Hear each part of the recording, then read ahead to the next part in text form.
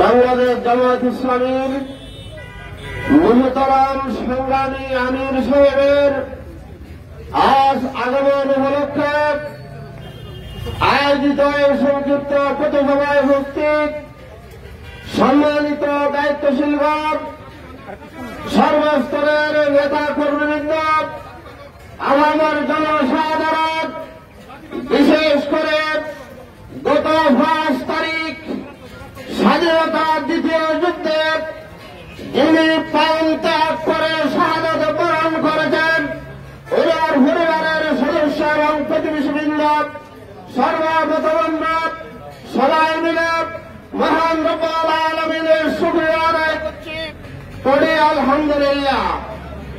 প্রিয় ভাইসব, আপনারা জানেন বিগত 5 তারিখ আমার প্রাণ প্রিয় কচি কাচাপ নিষ্পাপ ছাত্র ছাত্রীবৃন্দের রক্তের বিনিময়, শাহাদাতের বিনিময়, আমাদের জনসাধারণের স্বতঃস্ফূর্ত সমর্থনে আমাদের দেশে মহান রব্বুল আলামিন একটি বিজয় দান করেছেন।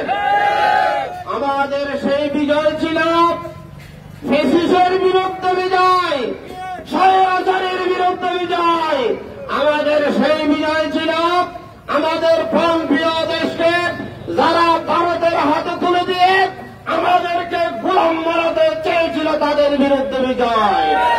প্রিয় উপস্থিত ভাইরা, আপনারা নিশ্চয় জানেন আমাদের দেশের অর্থনীতিকে যারা তলানিতে নামাই দিয়েছে, দেশকে যারা তলাবিহীন জুড়ি বানিয়েছে, এই দেশের খেটে খাওয়া মানুষের, কৃষক শ্রমিক মেহনতি মানুষের মুখের ভাত যারা কেড়ে নিয়ে সুইস ব্যাংকের মধ্যে কোটি কোটি টাকা যারা জমিয়েছে তাদের বিরুদ্ধে বিজয়। সংগ্রামী সাথী ও বন্ধুগণ, আমাদের এই বিজয় হল মহান রব্বুল আলামিনের পক্ষ থেকে অসংখ্য শাহাদাতের রক্তের বদলে একটি আল্লাহর পক্ষ থেকে পুরস্কার স্বরূপ বিজয়। আমি আজকের এই মঞ্চে দাঁড়িয়ে যে সমস্ত নিষ্পাপ ছাত্র ছাত্রীরা আমাদের মুক্তির আলো দেখানোর জন্য তাদের তাজা প্রাণকে বিলীন করে দিয়েছেন, আমি মহান রব্বুল আলামিনের কাছে তাদের শাহাদাত কামনা করছি।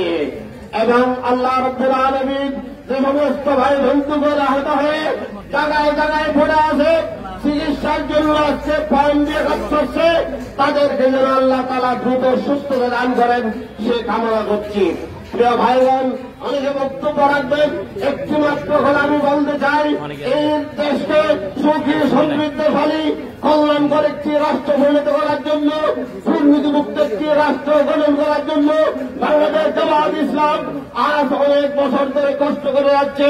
যারা আমাদের দায়িত্বশীলগণ ছিলেন তারা ফাঁসির কাজকে ঝুলেছে, হাসিনার মতো আমাদের ছেড়ে পালিয়ে যায় না।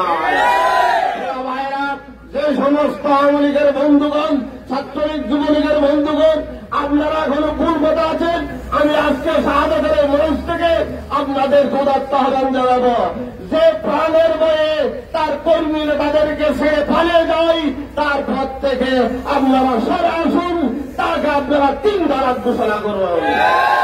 ভাই, আপনাদের প্রতি আমাদের কোন শত্রুতা নাই। আমাদের আমিরে জামাত সবাইকে সাধারণ গলা ঘোষণা করেছে, আমরা তাই সাধারণ গলা ঘোষণা করছি। আমার শহীদ জয়নালাউদ্দিন চৌধুরী ভাইয়ের কথা আমি স্মরণ করছি, যে ব্যক্তি সর্বপ্রথম ঈদগার মুখে নিজের তাজা খুনকে ঢেলে দিয়ে ইসলাম প্রতিষ্ঠার জন্য পথকে সুগম করেছেন। আল্লাহ যেন তাকে জান্নাতুল ফেরদৌস নসিব করে, সবার সুস্বাস্থ্য এবং দীর্ঘায়ু কামনা করে আমি আমার বক্তব্য শেষ করছি। আসসালামু আলাইকুম ওয়া রাহমাতুল্লাহ।